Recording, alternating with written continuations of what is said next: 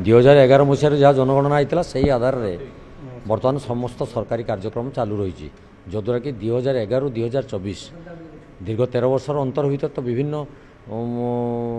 आम जो विभिन्न जो आग ये नवा तेरे जाना जे आमर जनसंख्या वृद्धि हो सारी अलरेडी 13 वर्ष भर कौन जनसंख्या वृद्धि होनी कि तो ताकू जदि जनसंख्या वृद्धि आगे तथ्यभित्तिक आधार में न जाई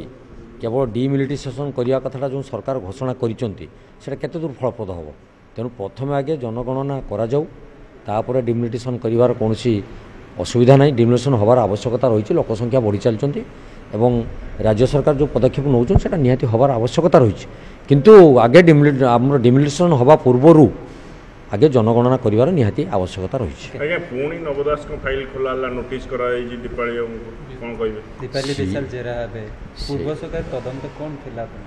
देखु सरकार जो विभिन्न समय विभिन्न तथ्य उपस्थापन करुँच अतीतर कौन से क्राइम ब्रांच द्वारा तदंत हो नाला कि तो कौन पर निरवदस्था थी आज पर्यटन दीर्घ दिन हो निरवदस्था कौन पर थे कांग्रेस एसआईटी तदंत आमर एवेकार सरकार सीबीआई तदंत आपको सब बात कर कौन पर आम तो दाबी करूँ एसआईटी तदंत करा जाऊ निरपेक्ष हिसाब से किए कौन किए अपराधी अच्छी लोकलोचन को अणा जाऊ ये परिवार लोक पुओ झील को बारंबार डाकी गोटे लोकहसा कला भाया कार्यक्रम करटा गोटे मत लगुच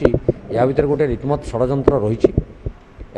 ये फाइल को बोधे ये पुओ झील को पचार दे सारापर ये फाइल को क्लोज करदेवार मसुदा रहा भाया जना पड़ुଛି जदि प्रकृत में सरकार आंतरिकता अच्छी सरकार सीबीआई तदंत करातु ना एसआईटी तदंत करी ये तथ्य लोकलोचन को आणतु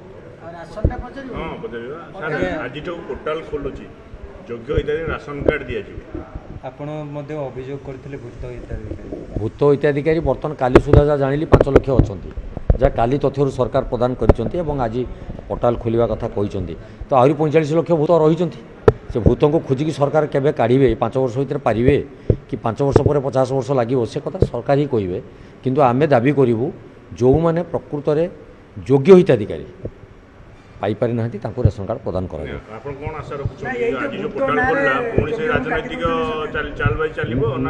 नहीं जोटा आप पचारे बढ़िया कथा पचारे जे जो भूत ना योग्य मान काटी दौरान कि बहुत लोग काटी दौरान आप शुणी गोटे गृह हट्टगोल होता से दाबी भी आमर था जे जो मैंने ऋण करने बांग्लोर सुराट गुजरात में अच्छा स्वल्प पैसा गोटे घर निर्माण करेंगे कारण ताको आवास योजना दिगला ना से विभिन्न राजनैतिक मधुचंद्रिकार पशापाली पड़गले और से निजे श्रम कर गृह करने बैंक जो ऋण आने को गले बैंक गोटे माने विधि रही जो मैंने इनकम टैक्स रिटर्न फाइल करेंगे से ऋण प्रदान करा से आधार में देखिए जो मैंने रेशन कार्ड सब थिला गरीब हिताधिकारी माने श्रमिक माने रेशन कार्ड को राताराति काट देगला इनकम टैक्स पे कही तो ये सब जो अवान्तर कार्यक्रम सरकार कहते पुणी जिते गृह चित्कार सुविधा तापरदिन सरकार ना एटा भी बंद कर दिगला तेणु कौ तथ्य नहीं कि कौ आधार में योग्य हिताधिकारी को से रेशन कार्ड प्रदान करेंगे सरकार आगे धीरे सुस्थे चिंता कर लोकलोचन को दिंतु से अनुजाई कार्यक्रम आरंभ हो लोक मैंने प्रकृत योग्य हिताधिकारी रेशन पाइबा योग्य हे बोली मोर विश्वास ये सन्देहजनक कथा मत लगुच से कार्यक्रम हो जापे कहीं जेपर्यंत पूरा स्थिति अयोग्य स्थिति एवं किए भूत हिताधिकारी ये जदि लोकलोचन को न आसी लोक न जापारी हुए तो सी भी दल भितर हो जापे जमी पूर्व सरकार करथिला ये तो कॉपी पेस्ट सरकार तेणु ये मैंने से पुराणा कथार पुणी खाली पुराणा बही नुआ महिलाट लगेदेवे आंकर रंग चेंज करी आंक लोक किसी प्रदान करदे चुपचाप बसीजे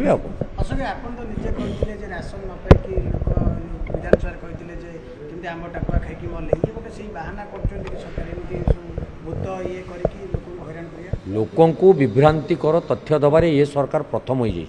अतीत सरकार को छाड़ू ये सरकार देखंतु 8 मास भितर जेते जेते तथ्य प्रदान करुँच पुणी सकाळे गोटे तथ्य दे सारा पर संध्या बेलू तार परिवर्तन हो जाऊँगी पुणी जो मैंने विभागीय नुहति से विभाग उपरे मंतव्य भी दे दौरान ये गोटे राज्यवासी हास्यास्पद मणिला तेणु से मैंने सचेतन हूँ और प्रकृत तथ्य